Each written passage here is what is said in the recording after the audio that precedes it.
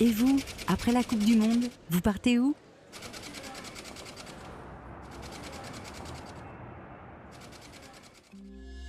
XL Airways, l'avion plus malin.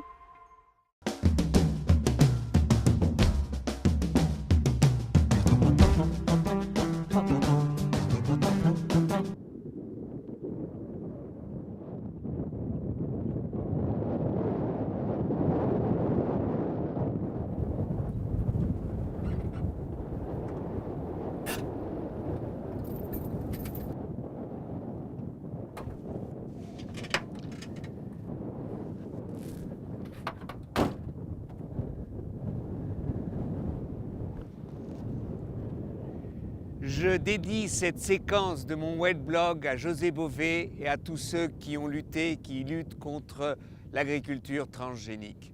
En fait, après avoir quitté Luis Eduardo Magalhães, c'est une ville qui est un des centres de l'agro-business, de l'agro-industrie brésilienne, dans le centre de l'état de Bahia. Vraiment, c'est la ville la plus laide que j'ai jamais vue. Je crois que c'est la ville la plus laide du Brésil.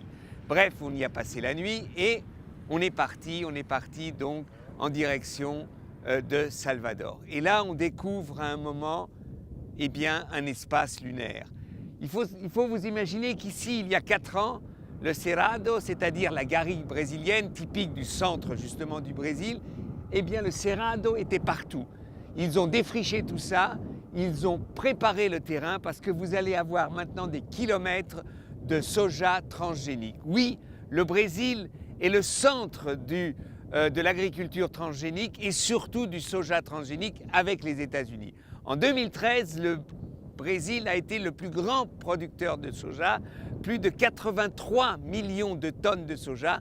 Et ce soja, eh bien évidemment, ils le vendent particulièrement et principalement à la Chine. Les millions et les millions de bovins nécessaires pour nourrir les milliards et les milliards de Chinois, eh bien, ont besoin des tonnes et des tonnes et des tonnes de farine de soja. Et cette farine de soja, eh bien, elle vient justement du soja d'ici. José et tous les lutteurs, je vous dédie cet espace incroyable.